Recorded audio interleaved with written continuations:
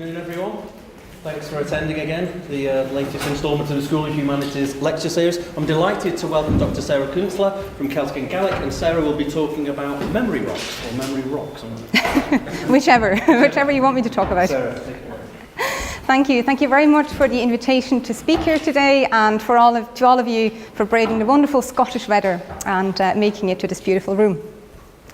What I am presenting here today is part of my postdoctoral research project here at the University of Glasgow. So it's kind of a snapshot at different things that I'm doing, but be aware it's still also work in progress. So if you do have questions and comments, feel free to get in touch either after the lecture or via email whenever. The title was actually kind of an attempt to kind of draw people that mightn't be that interested or might know that they're interested already in early Irish literature, or early Gaelic literature as you tend to call it here, and or stones, different stones that are mentioned in the literature. My background and my interest lies primarily in kind of memory studies, and in particular how cultural memory, the kind of binding memory that kind of brings us all together as cultures, works, and how we can kind of see the mechanisms that makes it transmittable over centuries, or in certain cases even millennia. So today what I'm going to talk about are specific rocks that are associated with specific kinds of memory, usually kind of dead people and death, and a kind of wonderful gloomy topic for a wonderful gloomy Scottish lunchtime session. Now, I've tried to make this accessible to people who do not have a background in early Irish literature. Those of you who do, apologies, I'm just giving you translations, but I hope it'll be okay to follow even for people who do not have a background in this literature. Now, those of you who have been to Ireland and made it outside Dublin probably know that stones are quite prevalent in Ireland. There's quite a lot of stones around. I just ripped this picture off a random kind of tourist site because I thought it's a nice way of easing into the path of memory, into the stones that we're going to be talking about. But obviously, in addition to all those wonderful modern stone and stone cultures, no, the other way around. Yes, I better do it that way. We also have incredibly old stone monuments, or stone-built monuments, in Ireland. Most of you will probably have heard or even visited Newgrange, probably the most famous kind of archaeological site in the Boyne Valley, which is very, very rich in archaeology, and I'm aware that I'm talking to archaeologists about that, so I am not an archaeologist, as you can probably tell already. But just to illustrate, this is what people might associate with stone sculptures. There's Neolithic carvings here as well, datable to I think about 3200 BC, so rather old. But not all of the stones that we have, there we go, are quite that spectacular. This one's actually one of my favourites. It's on the Dingle Peninsula, and it's an OGHAM inscribed stone, or an OGHAM inscribed stone. The inscription dates to about the 5th century BC, so it's one of the earliest ones that we have. And it's just over 90 centimetres tall, so a little bit shorter than myself in actual fact. We're going to come back to that, but these are more of the stones that we're going to think about, or I'm going to think about today. Well, quite liking to spend my weekends off travelling around Ireland looking at different stones, it made me interested to see, well, the texts that I'm looking at as a literary scholar, what do they say about stones? If stones are that prevalent in the archaeology, and we're talking about, I think O'Sullivan and all have identified about 47,000 sites of the early medieval period with about over 100,000 monuments in them. Where are they in the literature? Are people writing these texts in the medieval period just as interested as I am? And it turns out some of them were. The stones do actually appear in very different kind of settings. We have quite a few mentions of standing stones, or kind of headstones, a lot of them. We have cairns, forts, raths, etc., etc. But interestingly enough, it's not just the stones that are mentioned, it's the contexts that tell us more about how the stones were approached. Some of them are pretty unassuming. Heroes might just lean against pillar stones because they are tired and their cloak might get wrapped around them. They might use stones as sling stones and hurl them at enemies. Quite often we have otherworldly encounters taking place at stones, so kind of ideas of the two worlds meeting at stone monuments. And also, and as I said, that's what I'm going to talk about today, stones marking graves, stones commemorating dead ancestors or dead heroes that have fallen in that spot. When we think about memory and the memory associated with those stones, it's usually kind of three things that are important, and we're kind of going into the etymological interest here. Excuse me. Texts quite often ask, like, well, who put them there? If there is a stone here, somebody at some point must have thought it a good idea to put it there, but who were they and what were they up to? What was the stone used for? And this is a rather complex question, because as archaeologists are beginning to see, quite often monuments have biographies too, like people. You know, the fact that they were originally erected at a certain place doesn't necessarily mean that their use and the associations with it would have remained constant over centuries as customs change and as cultures change. And new people approach old monuments, might deconstruct them, might reconstruct them, might kind of build new ones on top of old ones. And the third question that is also prevalent in the literature is quite a simple one. Well, why here? Why in this spot and not over there or back there?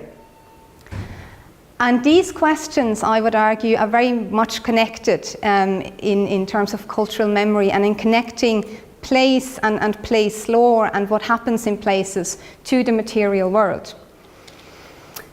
This can be approached from kind of two perspectives, if you will, two cultural perspectives. One is the kind of historical approach. Well, of course, medieval texts can tell us about what really happened in the medieval period, you know, what people were up to, how they approached monuments, engaged with them. And the other one is the cultural memory route, and this is the one highlighting that I would like you to take you down today, in terms of conceptualizing the past from the perspective of the present. And this is something that we see in lots and lots of cultures. Fentress and Wickham have called it putting the puzzle back together. You know, the puzzling pieces that we find here now, they'll somehow have to fit, or someone have to make them fit if they don't fit, to kind of give us coordinates how we got where we are now. As I said, this is the route we're going to take today, and this is what I do. Just a brief disclaimer at the beginning. When I talk about the landscapes that, you know, these monuments would be part of, these stones would be part of, I'm not arguing that they're an accurate kind of modern picture-like photographic depiction of medieval landscapes. Obviously landscapes change and our perceptions of landscapes change as well.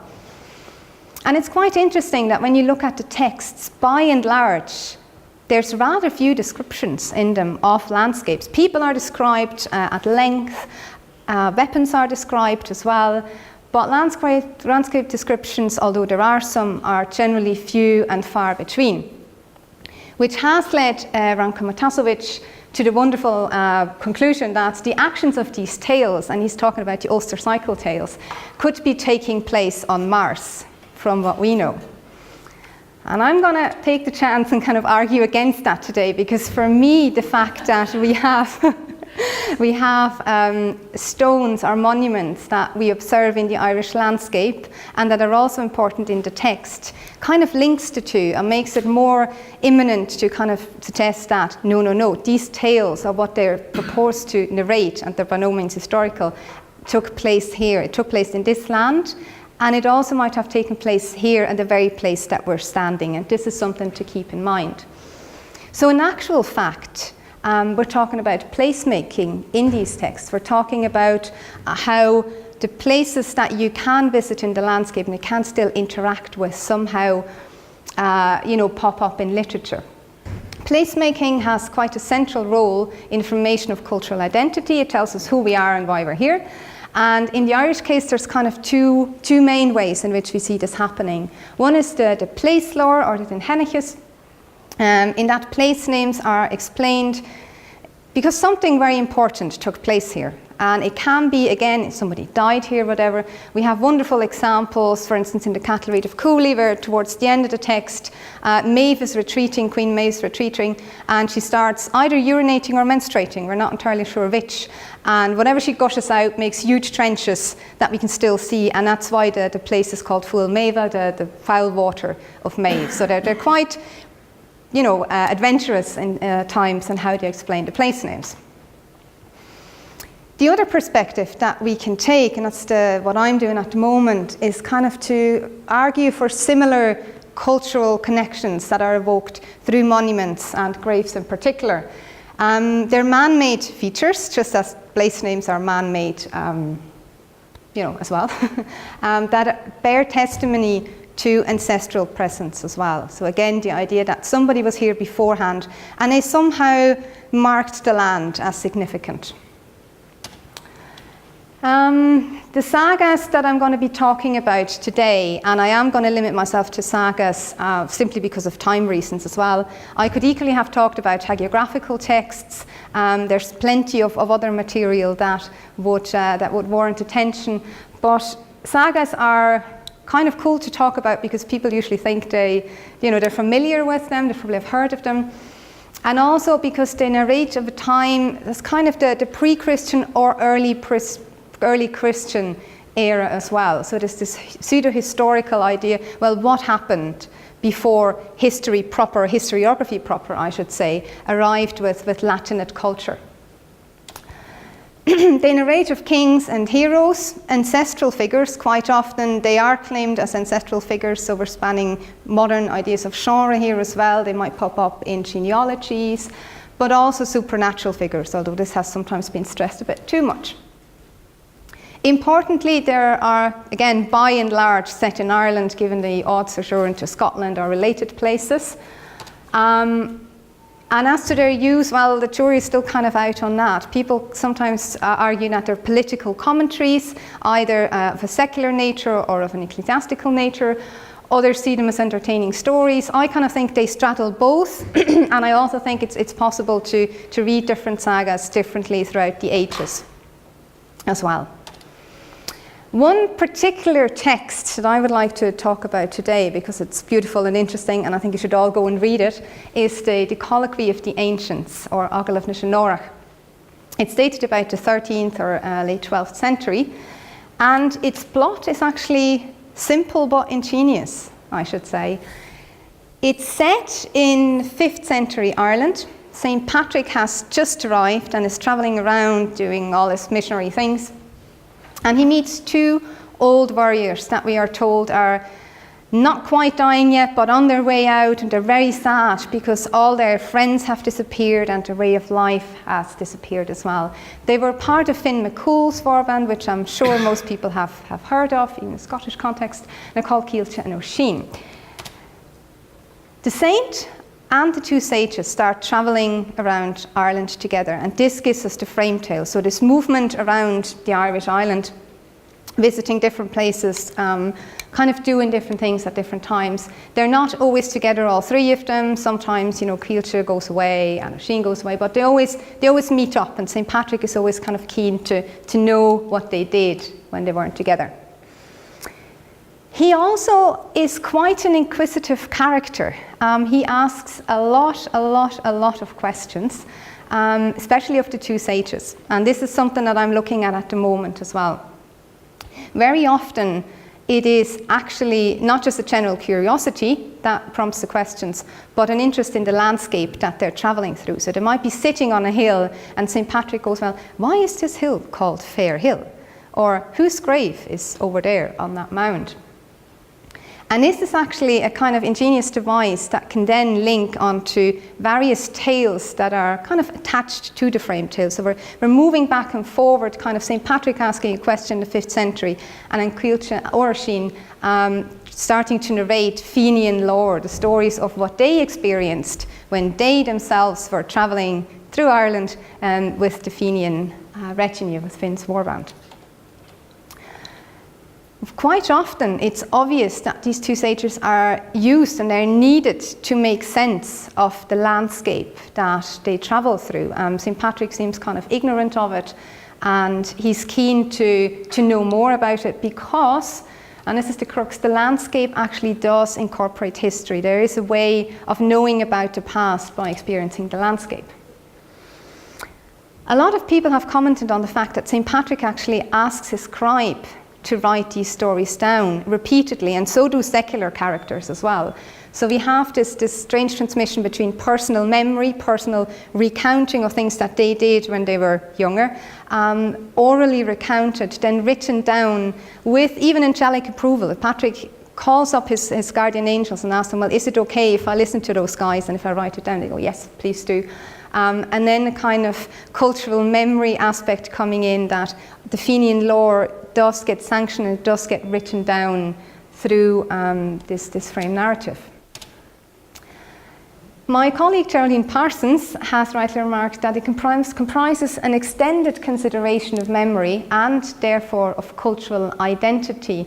And in actual fact, that kind of mirrors a name of a book that you might all be familiar with, Keith Bassel's The Wisdom Sits in Places, his place lore of the Western Apaches. You know, with the slight caveat that the wisdom that sits in places might be lost if we do not have access to it anymore, that the places appear puzzling rather than filled with history. So a kind of different perspective there. And Sarah O'Connell has demonstrated that the text representation of Irish identity asserts unbreakable links between the Irish people and the land of Ireland itself. One way this is done, and one way among many others, is through monuments, because obviously monuments are durable. They're more durable than parchment, as Jan Erik Rekdal has argued, and they can be experienced centuries later in physical form. A dichotomy that kind of has popped up frequently when the text is discussed is that there's a difference between the stranger or foreigner, St. Patrick, who shows himself throughout the text to be ignorant of the topography of Ireland and the history it encodes, to quote Parsons again, and the indigenous Cíolta nó Sin. Now there's also, as Geraldine mentions, the disruption of time and Christianization coming in, but the idea that we've kind of lost the connection to the land that is part of Irish history is quite prevalent. And G.D. Zimmerman has actually argued that Cíolta is the first Irish guide explaining his country to visitors. So it's kind of paddy wagon tours of all the lettre, if you will. Except, is he? And that's where I come in, really. Because at the moment I am very interested to see, well, who actually asks those questions? And who asks what questions? Is everybody interested in place lore? Is everybody interested in monuments, whatever? And in actual fact, it turns out that the majority of questions that want to know about the past are not actually asked by St. Patrick, but they're asked by local people who take Cíolta nó Sin around the landscape that they inhabit and kind of take them on tours with chariots and everything. And, are very curious to regain a connection to the land that they have lost. I'm going to give you a little bit of a flavour of the text because it's available in a rather readable translation, which is not always the case with early Irish literature. And I thought it might be good. It's quite readily available. It's one of the Bingaman classics. So if you're looking for a holiday read that's a little bit out of the ordinary, you might want to consider that. Okay, you're getting coffee, sorry. So, one particular stone, one particular stone that they approach is called the Rock of the Weapons. And Cosgrech, actually not Patrick, Cosgrech asked, why is this mighty stone here on the lawn called the Rock of the Weapons? This is the rock, said Cíolta, on which the Fian used to sharpen their weapons each year on the day of Samhain or Halloween, and the edges that they put on them did not dull in battle, in skirmish or in fighting. On that rock was the best token of peace that existed in Ireland and Scotland in the reigns of Conn and Art and Cormac and Carver, the ribbed armoury containing 80 ounces of red gold. There was a hole in this rock in which the armouring was placed, and such was the excellence of the rule of these kings that no one dared to steal it. Such was the excellence of the knowledge of their druids that no one dared to move it, given the authority of the kings. Carver, son of Cormac, was the last of those kings, and he fell in the Battle of Gabra. We, the remnants of the Fian, said Cíolta, came as far as this place, and I turned the stone over to put the top half with the ring in it, of it against the ground as you now see it. If we saw the hole and the sign, said the host, we would believe it. Give me a moment, said Künzler, to turn it right side up again, for impatient is the Gael. From this comes the saying, impatient is the Gael. All that were there went to the rock, but were unable to move it. Künzler came, put his 2 forearms about it, and drew it from the earth. Thus it was with the gold arm ring in the hole that had been there underneath. Künzler took the arm ring and divided it in 2, giving half to Patrick and half to the people of the region. The meadow of the arm ring is still the name of that meadow, and the stone of the weapons the name of that rock.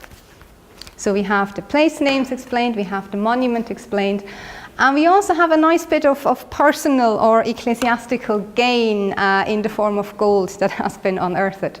There's a lot that can be read just into that small passage, but I think it's important to note when we talk about memory, Künzler's personal memory that he's possessor of, kind of unearths a layer or a depth to the landscape, to the monuments, that goes beyond the visual, that cannot be seen. He has secret knowledge that is, as Dagmar Flüter has said, quite profitable in many ways.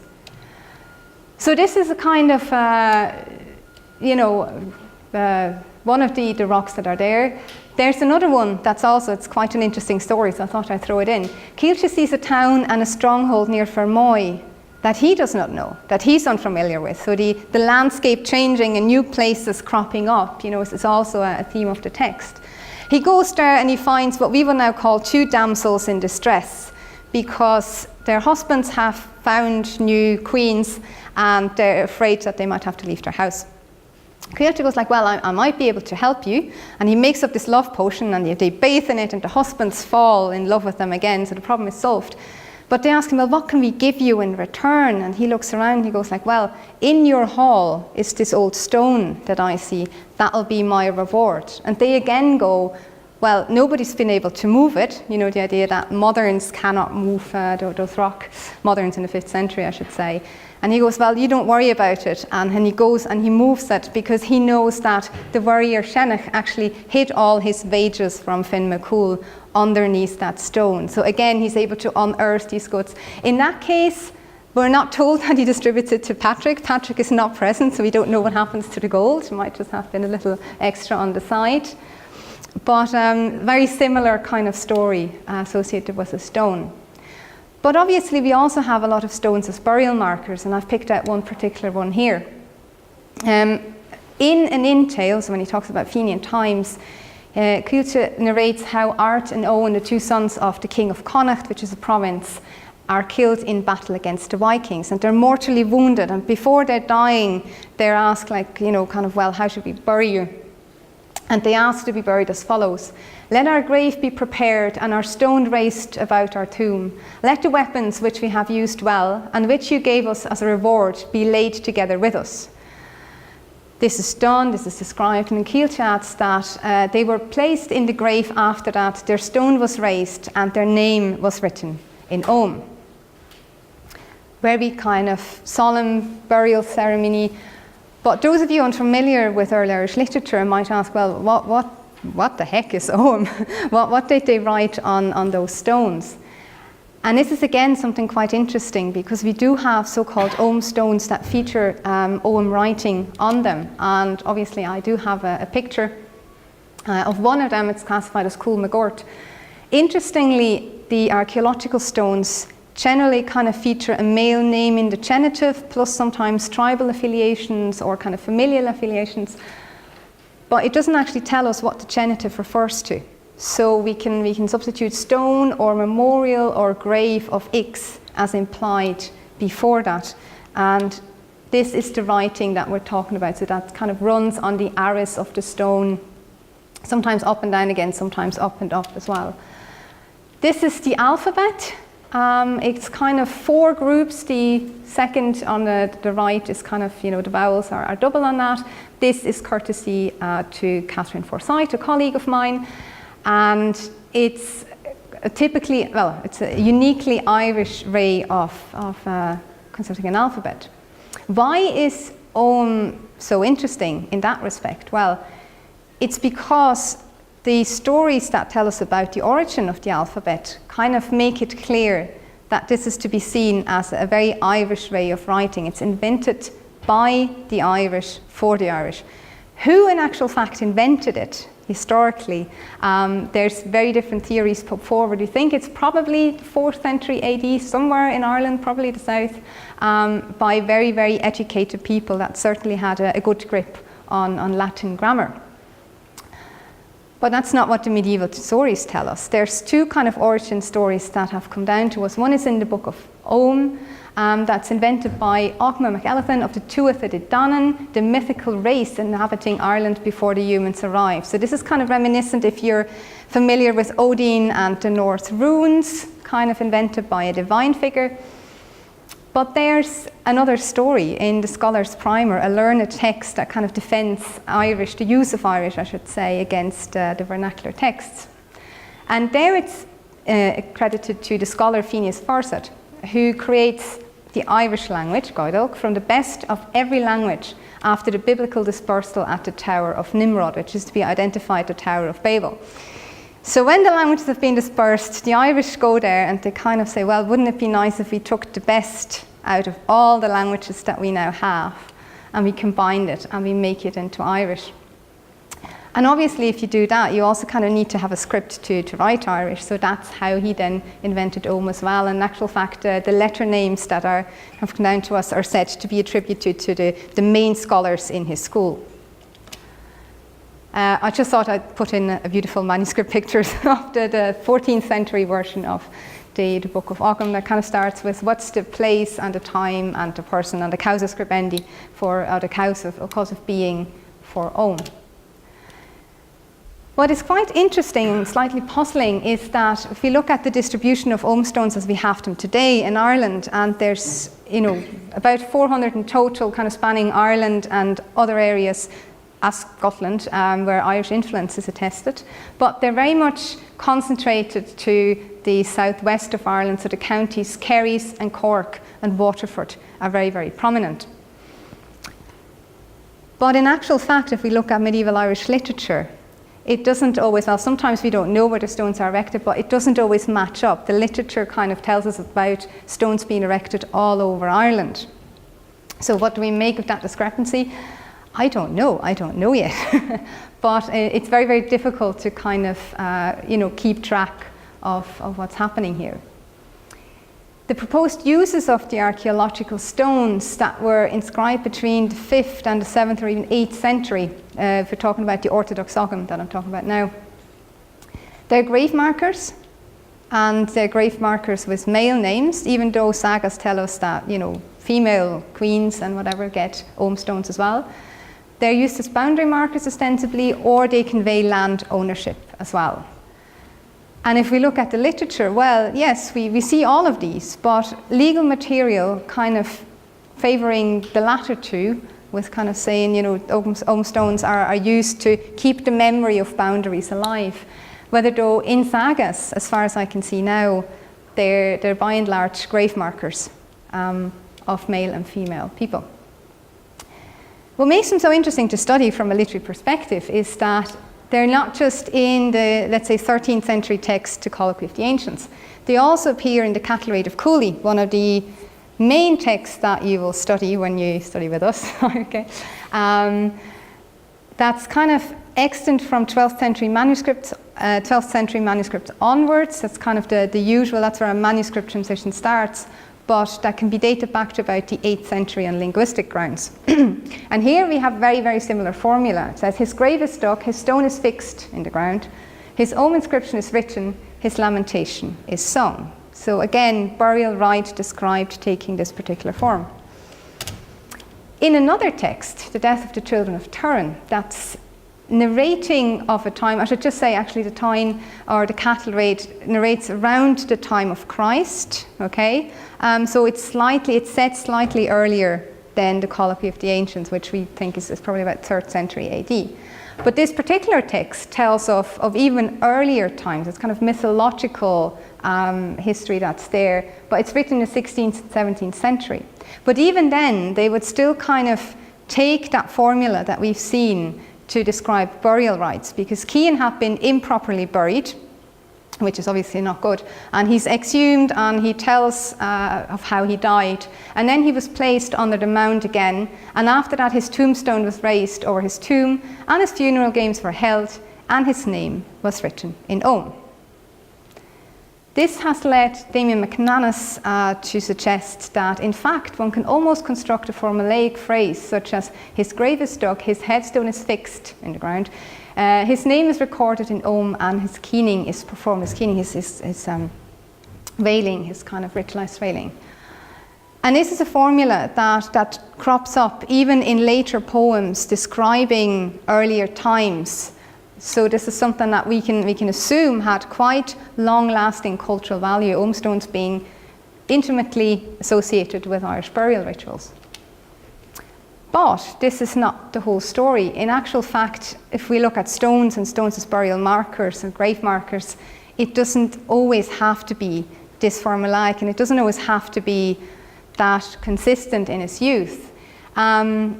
We do have quite a few death tales of heroes. That's something that people were interested in. You know, if we group the medieval groupings of tales that we study, of literature we study, is kind of, we have wooings, we have visions, we have rowing abouts, and we also have births and death tales, because that's the interesting bit that you want to know about a character. And in this particular one, Künzler cut off his enemy's head, over which a cairn was raised, that is, a stone was placed there by every man that came there. This is a very collaborative effort, so every man that, I don't know, passes or comes to mourn this particular hero will kind of bring a little stone that would then result in a lasting monument. But if we look at place lore, for instance, which is, you know, one of the key driving forces, I would say, in early Irish literature, whether as you know, standing on its own in verse or prose, or much more commonly even in texts that are telling us how place names came about or how certain places came to be important. If we have one particular cairn here, the cairn of Ferbeth, it said that a stone for every man that the axe clove, so was the cairn built. The king's son died in revenge for a woman. That is the origin of the cairn. So here it's the reverse. The cairn, kind of the amount of stones on that particular monument, it reflects the people who died there. And yes, just to bring that up again because I like them so much, these Ogham stones are actually found on a particular cairn as well, on the Hill of Blood that is situated on the Field of Blood. So we can probably assume, even archaeological side, that something quite bloody must have happened there, or that there's a very interesting etymology created here. But just to say that a lot of the times these stones, they're not standing on their own, even though literature seldom combines them. They do appear in clusters. Now, if we look up to much later times, really, and this is kind of 1630s as well, Geoffrey Keating's History of Ireland, he also suggests that there's differing uses and differing strategies of placemaking associated with stones at play here. He says that there are indeed to be seen in Ireland today, in many places, as relics of the pagan times, many very wide flagstones and pillar stones supporting them. And these are called idol altars in the old books, while the general populace call them beds of the Fian, as they are ignorant of the reason of their construction.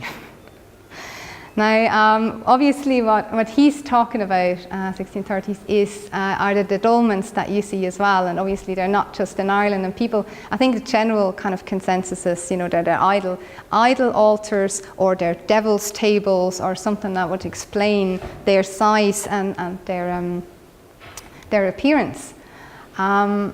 But obviously what this all leads to, whether you see them as idol altars or beds of the Fian where they would rest, and especially Diarmaid and Grania would rest when they're being pursued, is what Gabriel Cooney has in archaeological terms kind of called the saturation of the landscape with the spiritual presence of the dead and the ancestors. So the landscape that you move through on your travels today, and that medieval people would have inhabited and known quite closely because they were in their territory, somehow reflects your history and your ancestors. What we have in the case of medieval Irish literature, obviously, is a learned class of people, the literati, engaging with such sentiments. You know, this is not to say how everybody viewed those monuments or how the non-educated people viewed those monuments. And that's something that we should be aware of, that there can be conflicting explanations for place names, for monuments. But I think, in fact, that's actually quite enriching our engagement with them. But what we have in the case of literature kind of, to me, points towards an interplay between different symbolic systems and also between different media of remembering. The narrative, whether we have it in oral form or in the text, because obviously, sadly, no recordings of folk beliefs have come down from the Middle Ages, whether in narrative or a written form or in the material form. These are quite long-lived, especially in Ireland. If you look at modern place lore, again, certain themes, certain ideas crop up again and again, but not in a linear way, more in a kind of creative and effective way that makes you engage with the landscape. What we also have from a learning perspective is kind of ancestral geographies, a kind of writing of the earth, a narrative engagement with the land, with the history, and with identity. Because obviously the medieval scribes or literati didn't think of the landscape they inhabited as Neolithic or early medieval, or any of those categories that we today employ. They were very aware that there's a richness of monuments, but in their trying to etiological desire to figure out who put them there, they kind of made links with famous figures that are very well known. So in their understanding, most of the monuments, as we've seen in the case of the COLLOQUY, can be attributed to the activities of the 3rd century AD Fianna, rather than Neolithic people roaming Ireland. So the way you conceptualize the past, I would argue in that case, is very much driven and influenced by your cultural memory that is very much an amalgamation of learned ideas, in terms of synchronizing sagas and saga characters with, let's say, Christian world history, like people dying because they hear of the death of Christ, but also kind of classical history, let's say the sacking of Troy. But what that results in is that the land is culturally and spatially claimed by ancestors, so not just in terms of a spatial presence as you have in Iceland, for instance, as well, but the kind of culture that you inhabit, that you read into your monuments, makes your land yours. The human organization of space, in that case, is dependent on places, and it's actually secondary, I would argue, whether those places are material and have real reference in the material world, or whether they're primarily narrative and telling you about the past. And as I said already, it's the insight of how the medieval literati, how the medieval people engaged with the landscape, that we can glimpse from those texts, and that's the bit that I hope to have shown you a few glimpses of today as well. Thank you very much.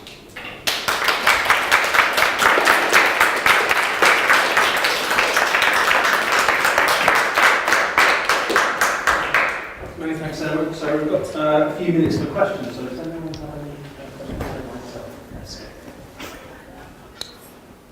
I'll go first, but you can talk any time, so I'll keep it short. Thank you very much for showing us where the coincidence is between the archaeological interpretation and, say, the literary critical one, which is that these stones are sort of sites of poignancy and grief and gravity. They're memorial markers and gravestones.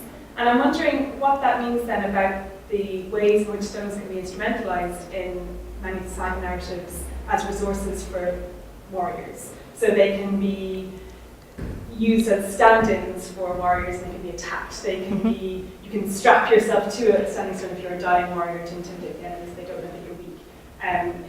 We see these heroes strapping younger warriors to them as punishment when they do something wrong. They're punished, stripped naked, and strapped to these stones. And I wonder what you do with that. Are we underplaying the sort of shock, and the shock of those moments? Is it the same as a sort of horrible shootout in a cemetery that we're meant to be shocked and have kind of distaste? Or are we actually just seeing many different mindsets, sometimes treating stones as sort of these very serious landscape markers, and sometimes just thinking about them in a very much more kind of, this is a resource that we just exploit? I mean, are we just seeing different mindsets, or are we meant to understand the kind of warrior use as extra shocking? Extra bad? Yeah. I think that really depends on the text. I would kind of lean towards the latter now, the former, sorry, in that case. Sometimes I think a stone is just a stone, you know, because they're there, because, I mean, Cuchulainn strapping himself to a standing stone when he's dying, so he dies standing up rather than lying down. Yes, we can read that in a way as kind of prefiguring his death and his association. I think it's just a metaphor for the heroic kind of desire not to die lying down. There are texts like the Vision of McConglingha where, you know, the kind of this crucifixion is played out, and he's strapped to a standing stone as well, kind of more ecclesiastical context that I think does play with that. In general, I think we do need to keep our minds open, and I would be very inclined, you know, to kind of treat each text and each recension of a text sometimes as well, because I've talked about Ogham stones. Not all recensions of all texts mention them when they do mention them as individual kind of engagements. So I think it's, thank you. Thanks very much. That's really stimulating. I guess the thought which comes to me from listening to you and seeing this and thinking about it is that there's quite an active engagement with these monuments, so that they're not just there as markers, but, you know, you were showing us how they're actually doing stuff with them. So they're picking them up, they're moving them. You know, those dolmens, they must have excavated them to reveal those stones, because they're originally covered in a great cairn. Mm-hmm. So that they didn't just pop out. You know, and as more and more archaeology we do, and the more we start using radiocarbon dating, we see that people they're messing about with them. They're building fires there. They're doing stuff in these places around these monuments. So there's a really active participation in them. So they're kind of they're thinking them, they're doing them, and they're obviously writing them down. So it's quite cool. It's good to see that from an archaeological perspective as well, that, you know, just because it's there doesn't mean it'll be untouched, whatever. It's quite clear that they're not being left, they're actually doing stuff with them. Good to see that matches up. And I think sometimes it's also the durability and the durable aspects of it can be used as a kind of, you know, in the Colloquy of the Ancients, as a proof as well. You know, because if you can turn a stone around and you do find an 8-ounce gold arming in them, well, that means Künzler was telling the truth. And that's probably a kind of pointer to say, well, even the things that we cannot verify, he's still telling the truth there. So it's kind of just a little bit more believable if you know what's underneath those stones that we cannot move anymore.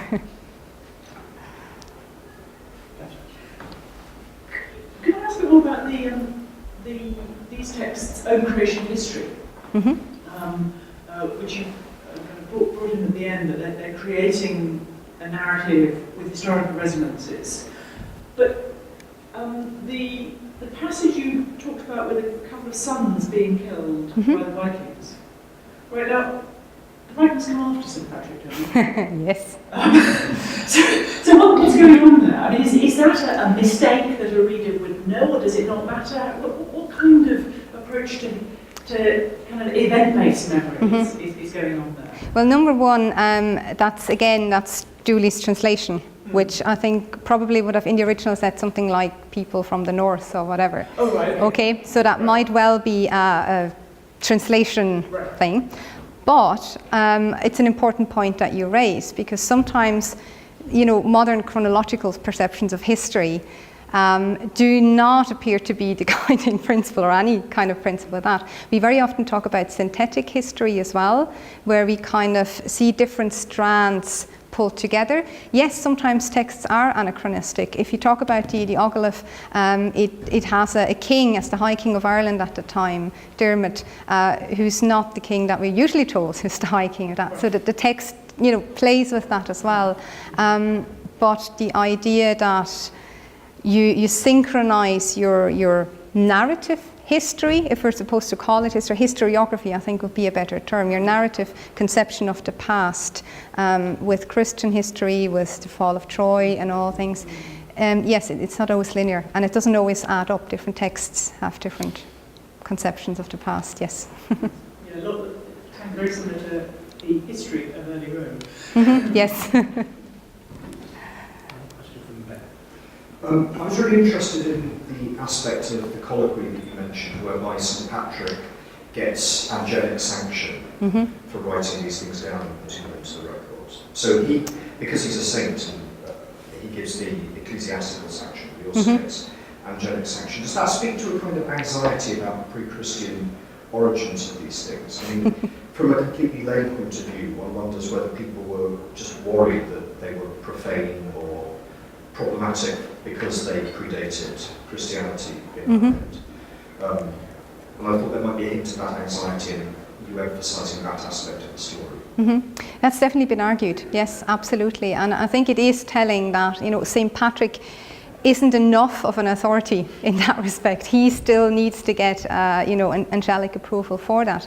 Now, there's also kind of conflicting messages sometimes in that.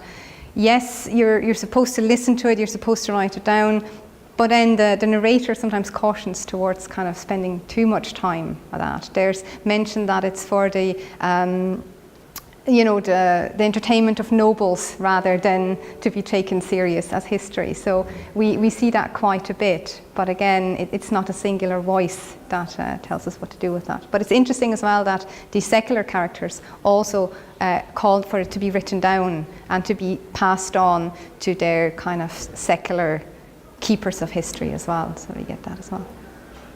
Thanks very much. Let's thank Sarah for a fantastic talk.